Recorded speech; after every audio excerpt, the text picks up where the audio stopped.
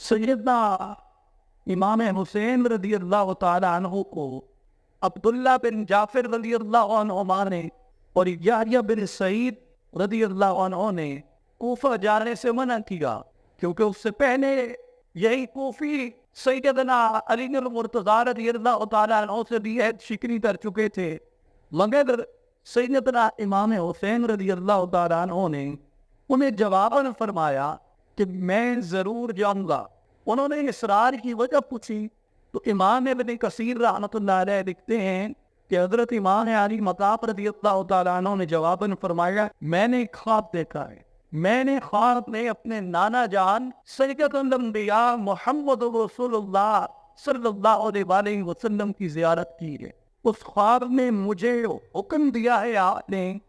جس کو میں ضرور پورا کروں گا چاہے کچھ بھی ہو جائے۔ یحییٰ بن سعید نے بھی اور عبداللہ بن جعفر نے بھی انہوں نے یہ سوال کیا کہ وہ خواب کیا ہے؟ فرمایا نہ وہ خواب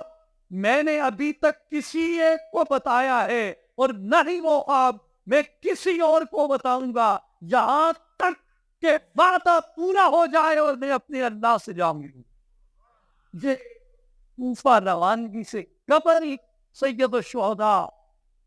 حضرت امام حسین رضی اللہ تعالیٰ عنہ کا فرمان ذی شان ہے۔